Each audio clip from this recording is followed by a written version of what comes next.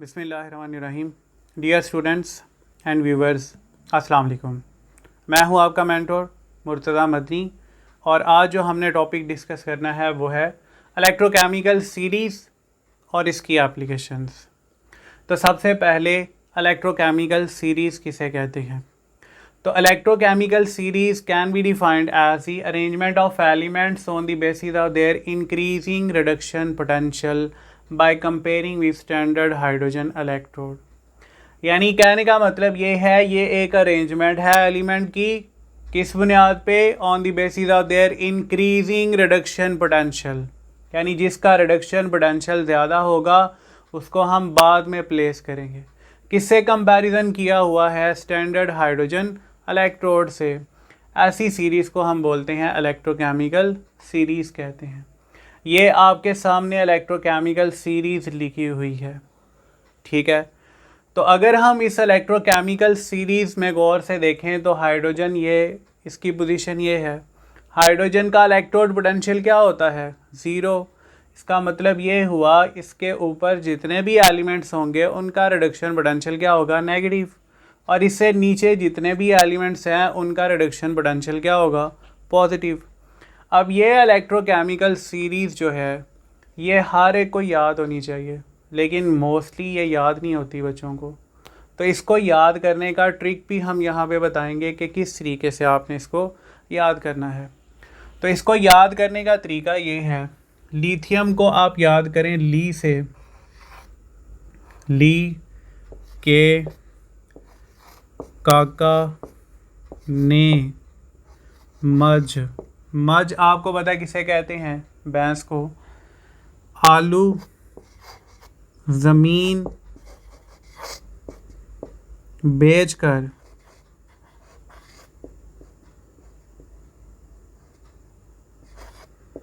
फिर साड़ी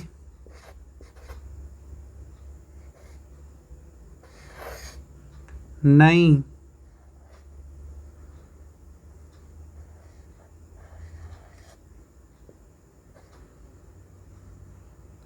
सुनी भाभी ने। भाभी किसे कहते हैं? जो ब्रदर की वाइफ होती है उसे हम भाभी बोलते हैं। हाय कोको आई फिर आज हैगी बारात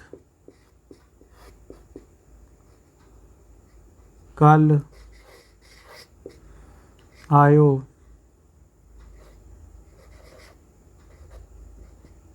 फिर। तो आप इसको याद कर सकते हैं, ली के काका ने मज आलू ज़मीन बेचकर, फिर साड़ी नहीं सुनी भाभी ने, हाय कोको आई फिर आज हैगी है बारात कल आयो फिर।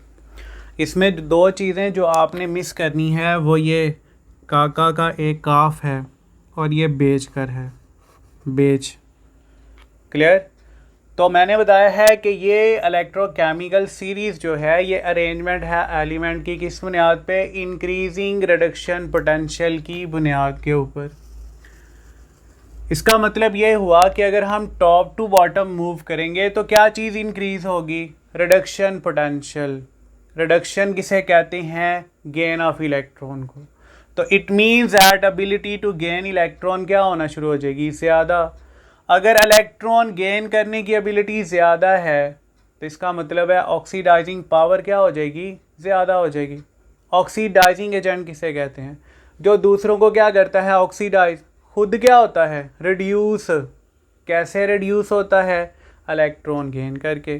तो आपके सामने है जिसका रिडक्शन पोटेंशियल ज़्यादा, उसकी इलेक्ट्रॉन गेन करने की एबिलिटी ज़्यादा, तो उसकी ऑक्सीडाइजिंग पावर क्या हो जाएगी? ज़्यादा हो जाएगी। ऑन दी अदर हैंड क्या चीज़ डिक्रीज़ हो जाएगी? ऑक्सीडेशन पोटेंशियल कम हो जाएगा, एबिलिटी टू लूज़ इलेक्ट्रॉन कम हो जाएगी, रिड्यूसिंग पावर क्या हो जाएगी? कम हो जाएगी, क्योंकि ऑक्सीडाइजिंग पावर बढ़ी है तो रिड्यूसिंग पावर क्या हो जाएगी, कम हो जाएगी। Ability to act as a cathode, क्योंकि मोस्टली यहाँ पे क्या होगी, रिडक्शन, तो ability to act as a cathode क्या होना शुरू हो जाएगी, ज़्यादा। Ability to act as a anode क्या हो जाएगी, कम हो जाएगी। नॉन मेटालिक करैक्टर ज़्यादा हो जाएगा, जबकि मेटालिक करैक्टर क्या हो जाएगा, कम हो जाएगा। और ये बहुत ही इम्पोर्टेंट है, बहुत ही इम्पोर्टेंट है। Ability to displace anion from the solution, ये ज़्यादा हो जाएगी। कहने का मतलब ये है कि अगर मैं फ्लोरीन की बात करूं तो fluorine can displace any halide आइन फ्रॉम द सॉल्यूशन। फ्लोरीन क्या कर सकता है, ये किसी भी हैलाइड आइन को सॉल्यूशन में से डिस्प्लेस कर सकता है। और आयोडीन सबसे ऊपर है, ठीक है, तो इसकी एबिलिटी डिस्प्लेस करने की क्या है, कम है बाकी हैलोजेंस को। तो आयोडीन बाकी हैलोजेंस को यानी ब्रोमीन को, क्लोरीन को, फ्लोरीन को डिस्प्लेस नहीं कर सकता। क्लियर? लेकिन कौन सी एबिलिटी डिक्रीज हो रही है, ability to displace cation from the solution, ये क्या हो जाएगी, कम हो जाएगी। ठीक है, यानी कहने का मतलब ये है कि ऊपर वाले जो एलिमेंट हैं उनकी एबिलिटी ज़्यादा है किसी भी नीचे वाले कैटाइन को डिस्प्लेस करने की। ठीक है, अगर हम कहना चाहें फॉर एग्ज़ाम्पल, एक एग्ज़ाम्पल ले लेते हैं, जिंक और कॉपर की एग्ज़ाम्पल सबसे फेमस एग्ज़ाम्पल है। जिंक ऊपर है, कॉपर नीचे है, तो जिंक जो है ये नीचे वाली मेटल के टाइन को क्या कर सकता है, डिस्प्लेस कर सकता है। जबकि अगर कहा जाए कॉपर क्या जिंक को डिस्प्लेस कर सकता है, तो ऐसा पॉसिबल नहीं है। ठीक है, तो ये वेरी वेरी इंपॉर्टेंट है। आप सिर्फ ये बात याद रखें कि ऊपर वाली मेटल या ऊपर वाला एलिमेंट नीचे वाले के टाइन को डिस्प्लेस कर सकता है, नीचे वाली मेटल या नॉन मेटल या एलिमेंट ऊपर वाले एलिमेंट को डिस्प्लेस नहीं कर सकता। सिमिलरली आप कह सकते हैं ability to evolve hydrogen gas mineral acid में से वो क्या होना शुरू हो जाएगी, कम हो जाएगी। इससे रिलेटेड एमसीक्यूज़ की बात करें, हाईएस्ट रिड्यूसिंग पावर किस एलिमेंट की है, मैग्नीशियम, जिंक, कॉपर या आयोडीन में से। ठीक है, तो अगर हम गौर से देखें इन एलिमेंट्स की पोजीशन को, तो मैग्नीशियम ये है सबसे ऊपर, इसके बाद जिंक यहाँ पे है, इसके बाद कॉपर यहाँ पे है और आयोडीन यहाँ पे है। तो हमने बताया है रिड्यूसिंग पावर क्या हो जाती है, कम हो जाती है अगर आप डाउन द ग्रुप या down the top to bottom move करेंगे। तो इसका मतलब ये हुआ कि हाईएस्ट रिड्यूसिंग पावर किसकी है, मैग्नीशियम की। तो इसका आंसर क्या होगा, अल्फ़ा। सेम इसी तरह का और भी क्वेश्चन क्रिएट किया जा सकता है। Which one of the following has the lowest ability to oxidise other, तो किसकी एबिलिटी जो है दूसरों को ऑक्सीडाइज करने की कम होगी, तो फिर भी आंसर क्या होगा, अल्फ़ा ही होगा। अगर पूछ लिया जाए which one of the following element has the highest ability to act as a anode, तो तब भी आंसर क्या होगा, अल्फ़ा। और अगर कह दिया जाए which one of the following metal can displace other metal के टाइम, तो फिर भी आंसर क्या होगा, अल्फ़ा ही होगा। ठीक है, तो ये डिफरेंट वेज में ये सारे जो टेबल में लिखा हुआ है ये एमसीक्यू पूछे जा सकते हैं। इसके बाद आ जाते हैं इसकी एप्लीकेशंस की तरफ।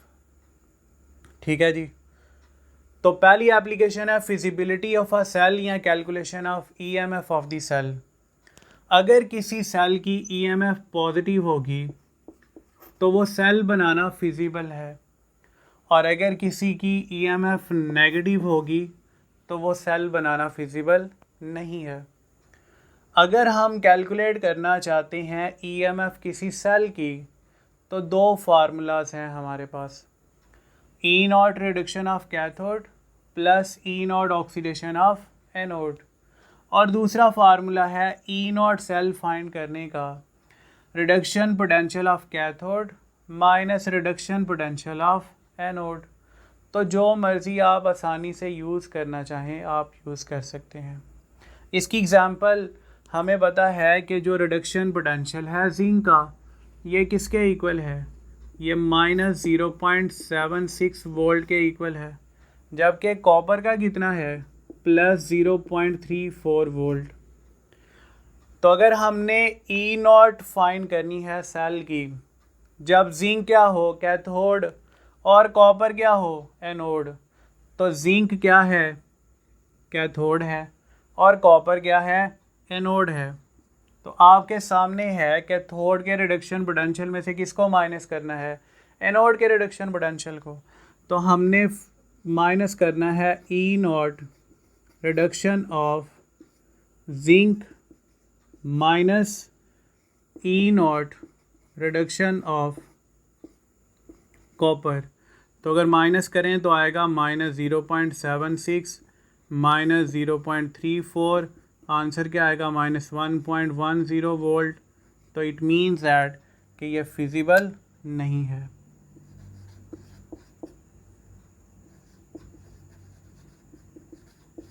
तो ये फिजिबल नहीं होगा, ठीक है। लेकिन अगर हम ऐसा सेल बनाना चाहते हैं जिसमें जिंक क्या करे एज आ एनोड और कॉपर क्या करे एज आ कैथोड एक्ट करे, तो हमें पता है अगर आपने ई नॉट फाइंड करनी है तो इसका फार्मूला है ई नॉट रिडक्शन, यानी रिडक्शन पोटेंशियल ऑफ कैथोड। तो कैथोड कौन सा है, कॉपर, ठीक है, minus E nought reduction of anode, तो एनोड कौन सा है, जिंक। तो कैलकुलेट करें तो इसका रिडक्शन पोटेंशियल कितना है, +0.34 माइनस जिंक का कितना है, 0.76। तो कैलकुलेट करेंगे तो ये आ जाएगा +1.10 वोल्ट। तो इसका मतलब है कि ऐसा सेल बनाना क्या है, फिजिबल है, ठीक है।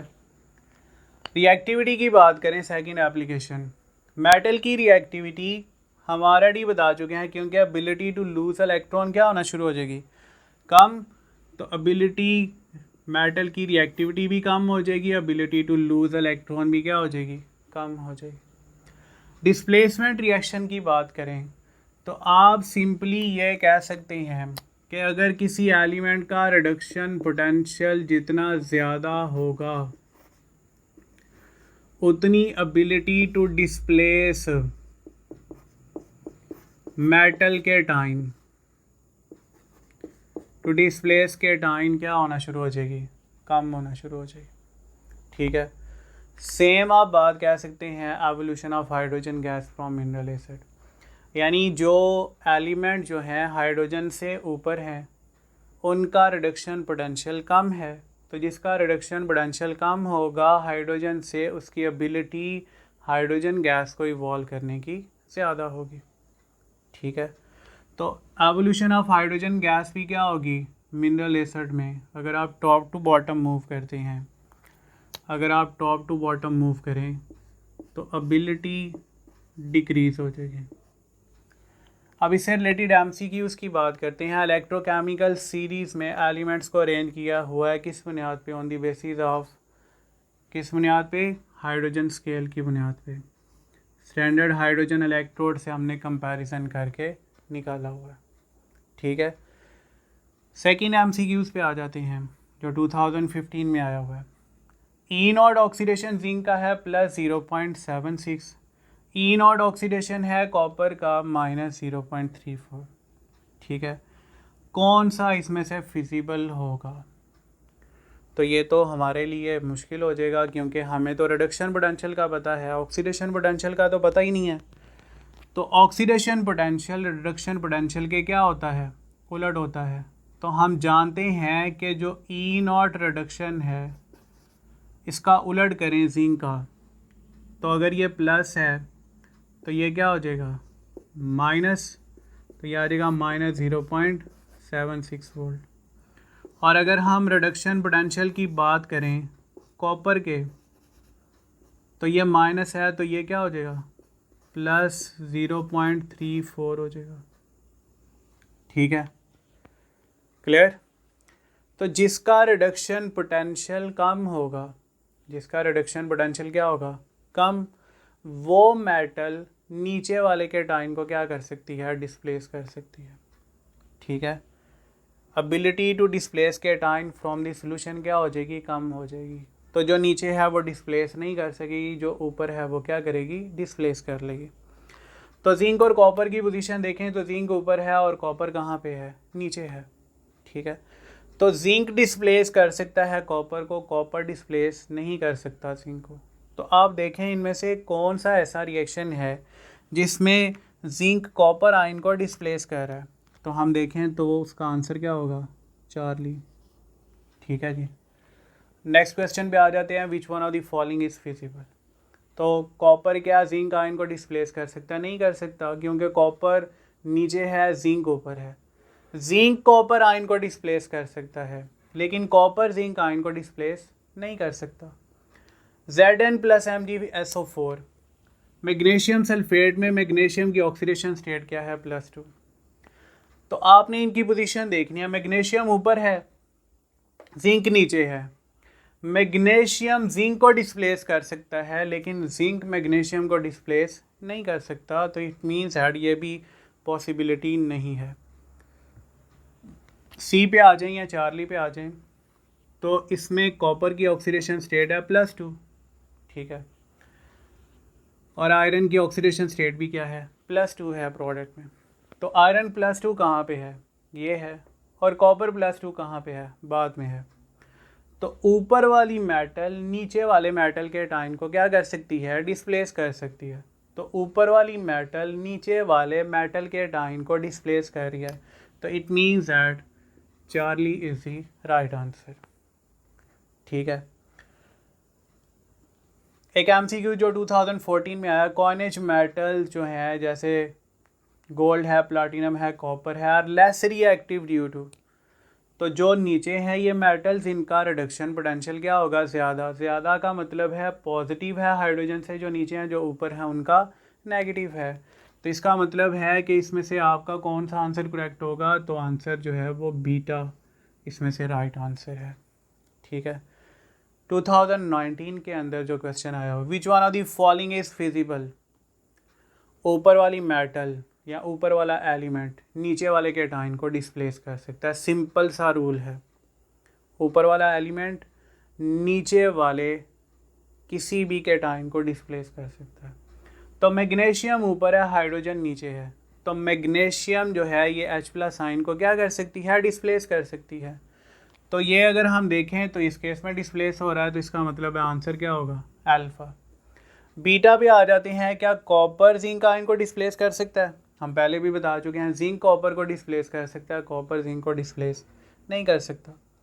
क्या क्लोराइड आयन आयोडीन को डिस्प्लेस कर सकता है, नहीं कर सकता, क्योंकि नीचे वाली नॉन मेटल ऊपर वाले एनाइन को डिस्प्लेस कर सकती है, लेकिन ऊपर वाली नॉन मेटल नीचे वाले एनाइन को डिस्प्लेस नहीं कर सकती। गोल्ड जो है क्या H+ आयन को डिस्प्लेस कर सकता है, क्या हाइड्रोजन गैस इवॉल्व कर सकता है, नहीं कर सकता। जितने भी एलिमेंट हाइड्रोजन से नीचे हैं या हाइड्रोजन गैस को इवॉल्व नहीं कर सकते, तो ये भी पॉसिबिलिटी नहीं है। तो इसका राइट आंसर क्या होगा, अल्फ़ा। ठीक है, तो इस लेक्चर के अंदर हमने इलेक्ट्रोकेमिकल सीरीज़ को डिस्कस किया, इसकी एप्लीकेशंस को डिस्कस किया, और इससे रिलेटेड हमने MDCAT के जितने भी MCQs बन सकते हैं और मोस्टली ऐसे ही पूछे जाते हैं, कौन सा रिएक्शन फिजिबल है, वो सारे हमने डिस्कस कर लिए। एक ही रूल आपको पता है कि ऊपर वाला एलिमेंट नीचे वाले केटाइन को डिस्प्लेस कर सकता है। ठीक है जी, ये सिंपल सा रूल है। क्लियर। तो ये तो था आज का लेक्चर। अगर आपको ये लेक्चर अच्छा लगा हो, पसंद आया हो, तो हमारे चैनल को सब्सक्राइब करें और इसको लाइक भी करें और शेयर भी करें। अल्लाह हाफिज़। सब लोग अपना ख्याल रखिएगा।